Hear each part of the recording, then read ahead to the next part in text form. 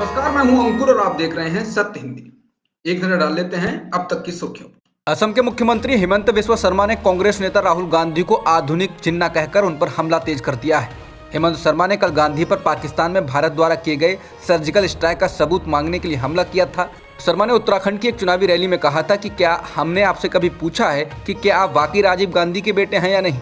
इसके आगे अब असम के मुख्यमंत्री ने राहुल गांधी की तुलना पाकिस्तान के संस्थापक मोहम्मद अली जिन्ना से की। शर्मा ने कहा कि राहुल गांधी की भाषा और बयानबाजी 1947 से पहले जिन्ना के समान है। उन्होंने कहा एक तरह से राहुल गांधी आधुनिक जिन्ना हैं। तेलंगाना के मुख्यमंत्री के चंद्रशेखर राव, जो हाल के दिनों में प्रधानमंत्री मोदी और बीजेपी पर काफी आक्रामक नजर आ रहे हैं, उन्होंने आज एक बार फिर पीएम मोदी और केंद्र की सत्तारूढ़ पार्टी पर निशाना साधा और इस बार उन्होंने असम के सीएम हिमंत बिस्वा शर्मा द्वारा राहुल गांधी को लेकर की गई टिप्पणियों को लेकर हमला बोला है। केसीआर ने कहा कि प्रधानमंत्री जी, क्या आपकी पार्टी में यही संस्कृति है? क्या यही हिंदू धर्म है? क्या यही है हमारे देश की संस्कृति? आपका एक मुख्यमंत्री एक राजनेता से पूछ रहा है कि उसके पिता कौन है। एक भारतीय होने के नाते मुझे शर्म आती है और रोने का मन करता है। उन्होंने कहा ये देश के लिए अच्छी बात नहीं है। ममता बनर्जी और उनके भतीजे अभिषेक बनर्जी के बीच बढ़ती तकरार की चर्चाओं के बीच आज पश्चिम बंगाल के मुख्यमंत्री आवास पर तृणमूल कांग्रेस के वरिष्ठ नेताओं की उपस्थिति में एक बैठक हुई। ये बैठक पार्टी में वन मैन वन पोस्ट की रीति को बढ़ावा देने के लिए अभिषेक बनर्जी के दबाव पर बढ़ते तनाव को दूर करने के लिए थी। दरअसल कयास लगाए जा रहे थे कि पार्टी में एक व्यक्ति एक पद की नीति लागू कराने के लिए अभिषेक कई बार मुख्यमंत्री ममता बनर्जी को संकेत दे चुके थे, लेकिन इस पर कोई कदम नहीं उठाए जा रहे थे, जिससे नाराज होकर वो पार्टी के राष्ट्रीय महासचिव के पद से इस्तीफा देने वाले थे। वहीं ममता बनर्जी अभिषेक बनर्जी को मनाने के मूड में नहीं दिख रही हैं। ममता बनर्जी द्वारा की बैठक को लेकर पार्टी के महासचिव पार्थ चटर्जी ने कहा, टीएमसी की अखिल भारतीय चेयरमैन ममता बनर्जी ने बैठक की। इस बैठक में अखिल भारतीय टीएमसी कार्य समिति के नामों का ऐलान किया है। पदाधिकारियों के नाम शीघ्र ही वह मनोनीत करेंगे तथा उसे चुनाव आयोग को बता दिया जाएगा। फिलहाल राष्ट्रीय कार्य समिति का ऐलान किया गया है। पदाधिकारियों के नाम ममता बनर्जी मनोनीत करेंगी। नई कमेटी में सांसद सौगत राय और डेरेक ओब्रायन के नाम नहीं हैं। उन्हें नई कार्य समिति में शामिल नहीं किया गया है।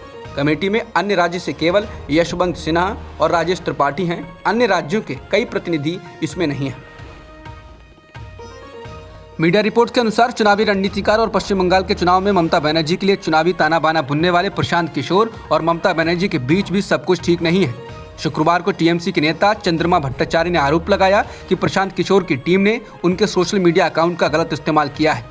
भट्टाचार्य ने कहा कि किशोर की टीम ने चुनाव से पहले उनका ट्विटर अकाउंट बनाया था और शुक्रवार को उनकी मर्जी के बिना ही इस पर एक व्यक्ति एक पद के बारे में पोस्ट कर दिया। उन्होंने कहा कि वो इसका विरोध करती हैं, लेकिन प्रशांत किशोर की टीम ने इसका जवाब दिया और कहा कि वो टीएमसी के किसी भी पदाधिकारी या पार्टी के ट्विटर हैंडल को नहीं संभालती और कोई इस तरह का दावा कर रहा है तो वो पूरी तरह से झूठ बोल रहा है। बजाज समूह के पूर्व चेयरमैन दिग्गज उद्योगपति राहुल बजाज का 83 साल की उम्र में आज निधन हो गया। न्यूज एजेंसी पीटीआई ने कंपनी के अधिकारियों के हवाले से इसकी पुष्टि की है। राहुल बजाज ने पिछले साल अप्रैल में बजाज ऑटो के चेयरमैन पद से इस्तीफा दे दिया था। राहुल बजाज को देश के तीसरे सबसे बड़े नागरिक सम्मान पद्म भूषण से सम्मानित किया जा चुका है। राहुल बजाज एक बार राज्यसभा के सांसद भी रह चुके हैं। वो भारतीय उद्योग परिसंघ यानी CII के अध्यक्ष रहे, society of Indian automobile manufacturers के अध्यक्ष रहे, इंडियन एयरलाइंस के भी चेयरमैन रहे। लखीमपुर खीरी हिंसा मामले में जमानत मिलने के बाद भी केंद्रीय मंत्री अजय मिश्रा टेनी के पुत्र आशीष मिश्रा की जेल से रिहाई नहीं हुई है। लेकिन ऐसा क्यों हुआ है? आशीष मिश्रा के खिलाफ लखीमपुर की पुलिस ने जो चार्जशीट फाइल की है उसमें उन्हें धारा 147, 148, 149, 302, 307, 326, 347, 427 और 120B के तहत आरोपी बनाया गया है। इसके अलावा उस पर आर्म्स एक्ट की भी धाराएं लगाई गई हैं, लेकिन हाईकोर्ट ने आशीष मिश्रा की जमानत का जो आदेश जारी किया है उसमें धारा 302 और 120B का कोई जिक्र नहीं है। धारा 302 हत्या के मामले में, जबकि धारा 120B आपराधिक साजिश रचने को लेकर लगाई जाती है। क्योंकि ये दोनों ही धाराएं जमानत के आदेश में नहीं है, इसलिए आशीष मिश्रा की रिहाई अभी नहीं हो सकती है। आशीष मिश्रा के वकील ने कहा कि वो इस मामले में फिर से हाईकोर्ट में अपील करेंगे और अनुरोध करेंगे कि जमानत के आदेश में इन दोनों धाराओं को भी जोड़ दिया जाए। इसलिए अदालत का संशोधित आदेश आने में कुछ वक्त लग सकता है और उसके बाद ही आशीष मिश्रा की जेल से रिहाई हो पाएगी। प्रधानमंत्री नरेंद्र मोदी ने आज उत्तराखंड के रुद्रपुर में एक चुनावी रैली में कांग्रेस को जमकर घेरा। पीएम मोदी ने कोरोना के टीकों के बारे में अफवाहें फैलाने का आरोप लगाते हुए कहा कि कांग्रेस ने राजनीति करने के लिए ऐसा किया, क्योंकि उसे लगा कि अगर चीजें वापस से ट्रैक पर आती हैं तो उसे सरकार के खिलाफ बोलने के लिए कुछ नहीं रहेगा। पीएम मोदी ने कांग्रेस पर देश के पहले सीडीएस दिवंगत जनरल बिपिन रावत को अपशब्द कहने का भी आरोप लगाया और उत्तराखंड के लोगों से 14 फरवरी को होने वाले चुनाव में इस अपमान के लिए उसका मुंहतोड़ जवाब देने को कहा। पीएम मोदी ने कहा कि हमने महामारी के दौरान एक भी गरीब व्यक्ति को खाली पेट नहीं सोने दिया। भाजपा उत्तराखंड के विकास में कोई कसर नहीं छोड़ रही है। हिजाब को लेकर शुरू हुए विवाद के बाद कर्नाटक सरकार ने कहा कि अब कॉलेज 16 फरवरी तक बंद रहेंगे। बता दें कि इससे पहले भी स्कूल और कॉलेजों को 3 दिन के लिए बंद रखना पड़ा था। राज्य सरकार ने आदेश दिया है कि इन कॉलेजों के खुलने तक यहां ऑनलाइन पढ़ाई कराई जाए। कक्षा 1 से कक्षा 10 तक के स्कूल सोमवार से खुलेंगे, जबकि सरकार की ओर से ये नहीं बताया गया है कि कक्षा 11 और 12 के लिए क्या निर्देश हैं। इस मामले में मुख्यमंत्री बसवराज बोम्मई हालात की समीक्षा के लिए शनिवार को सभी जिलों के उपायुक्तों, पुलिस अधीक्षकों सहित जिला पंचायतों के आला अफसरों के साथ वीडियो कॉन्फ्रेंसिंग के जरिए कर्नाटक हिजाब विवाद को लेकर अब अंतर्राष्ट्रीय स्तर पर टिप्पणियां आने लगी हैं। हिजाब पर बैन को लेकर विदेशों में धार्मिक स्वतंत्रता की निगरानी करने वाली अमेरिकी सरकार की एक संस्था ने कर्नाटक सरकार की आलोचना की। इंटरनेशनल रिलीजियस फ्रीडम के राजदूत रशद हुसैन ने ट्वीट कर कहा, स्कूलों में हिजाब पर रोक धार्मिक आज़ादी का उल्लंघन करती है। उन्होंने कहा कि धार्मिक आज़ादी में किसी को भी अपनी धार्मिक पोशाक चुनने की स्वतंत्रता शामिल है। भारत के कर्नाटक राज्य को धार्मिक पोशाकें तय नहीं करनी चाहिए।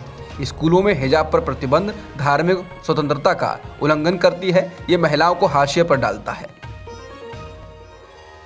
कर्नाटक के हिजाब विवाद पर दूसरे देशों की प्रतिक्रियाओं की भारत सरकार ने आलोचना की है। भारत के विदेश मंत्रालय की ओर से कहा गया है कि हमारे आंतरिक मामलों में किसी खास मकसद से प्रेरित बयानबाजी का स्वागत नहीं किया जाएगा। विदेश मंत्रालय के प्रवक्ता अरिंदम बागची ने आधिकारिक बयान जारी कर कहा है कि कर्नाटक राज्य के कुछ शैक्षणिक संस्थानों में ड्रेस कोड से संबंधित मामला कर्नाटक हाईकोर्ट के अधीन है। किसी भी मामले के समाधान के लिए हमारे संवैधानिक ढांचे के अनुसार विचार होता है और हल निकाला जाता है। उन्होंने कहा कि जो लोग भारत को अच्छी तरह से जानते और समझते हैं, उन्हें इन वास्तविकताओं की समझ होगी। हमारे घरेलू मामलों पर किसी मकसद से प्रेरित या बयानबाजी का स्वागत नहीं किया जाएगा। आईपीएल के लिए हो रही नीलामी के दौरान ईशान किशन को मुंबई इंडियंस ने 25 करोड़ 25 लाख रुपए खर्च करके अपने साथ जोड़ लिया है। ईशान किशन आज की नीलामी में सबसे महंगे खिलाड़ी बन गए हैं। ये युवराज सिंह के बाद आईपीएल इतिहास के दूसरे सबसे महंगे खिलाड़ी भी हैं। ईशान किशन के अलावा भारतीय ऑलराउंडर हार्दिक पांड्या के भाई और स्पिन के साथ साथ बल्लेबाजी करने वाले कृणाल पांड्या को लखनऊ सुपर जायंट्स ने 8 करोड़ 25 लाख रुपए में अपने साथ जोड़ लिया। उनके भाई हार्दिक गुजरात टाइटंस के कप्तान हैं। श्रेयस अय्यर को 12 करोड़ 25 लाख में केकेआर ने अपने साथ जोड़ा। शिखर धवन को 8 करोड़ 25 लाख रुपए में पंजाब किंग्स ने खरीदा। वहीं केकेआर के पूर्व कप्तान दिनेश कार्तिक को आरसीबी ने 5 करोड़ 50 लाख रुपए में अपने साथ जोड़ लिया। अब तक की खबरों में इतना ही। बाकी खबरों के लिए बने रहिए सत्यहिंदी.com के साथ।